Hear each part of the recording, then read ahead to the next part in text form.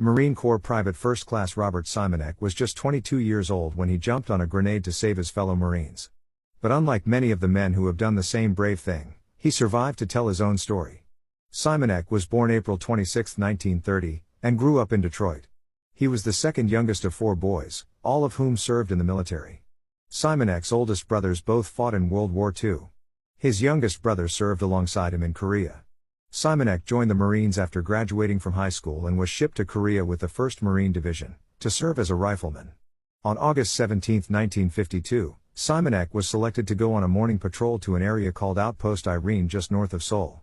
He wasn't very happy about it. He'd been out all night patrolling and hadn't slept. But orders were orders, and he didn't expect much trouble, so he went. He said the squad leader took a different route from what Chinese enemy troops would have expected, but they ran into an ambush anyway as they headed uphill. Mortars and gunfire exploded around them as they walked in a line along the path. Simanek, who was in the middle of the line, said the Marine directly behind him was struck and killed, so the men behind him ran back to the base of the hill for cover. Simanek and the 5 others in the front of the line were forced to hide in a 4-foot deep circular trench at the top of the outpost's hill. One of those men was badly injured. Almost immediately, Simanek said, he saw 2 Chinese soldiers talking nearby. Somehow, they didn't see him, so he emptied his .45 caliber gun into them. The enemy started throwing grenades in their direction.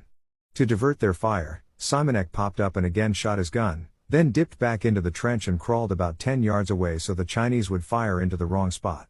The diversion worked, but not for long. Suddenly, 2 grenades flew into the trench with them. Simanek kicked one away, but he didn't think there was enough time to do the same with the second. So, without hesitation, the young Marine threw himself onto the grenade, absorbing its blast to save his entrenched comrades. Somehow I managed to use the right part of my body that didn't hurt me that much, he said of the wounds he suffered to his right hip and lower leg. Despite being in immense pain, Simanek didn't stop working. He and his men were still pinned down on the hill by 2 enemy fighters in a bunker slightly below them. Simanek radioed a nearby tank and directed its fire toward the enemy bunker, which was partially hidden by the terrain. When the tanker fire finally hit the bunker, 2 of Simanek's comrades carried the other injured Marine down the hill. But another tanker blast aimed at more Chinese troops injured the 2 men trying to help him. The men were still mobile, but they weren't able to carry Simanek, so he told them to go down the hill without him. The idea that they couldn't carry me, it was no doubt the best thing to do for them to get going, he said.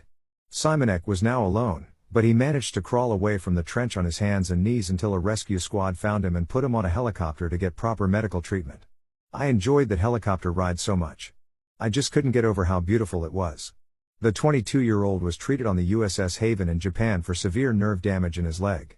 He was then flown to the US, where it took him nearly a year to recover.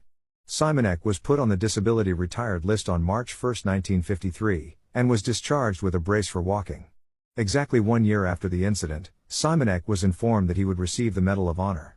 One of the hardest things about the Medal of Honor is you're really not allowed to forget about it or what happened to your friends who didn't make it back, Simanek said later in life. This hero passed away in August of 2022 at 92 years old. God bless Robert Simanek. And God bless our vets.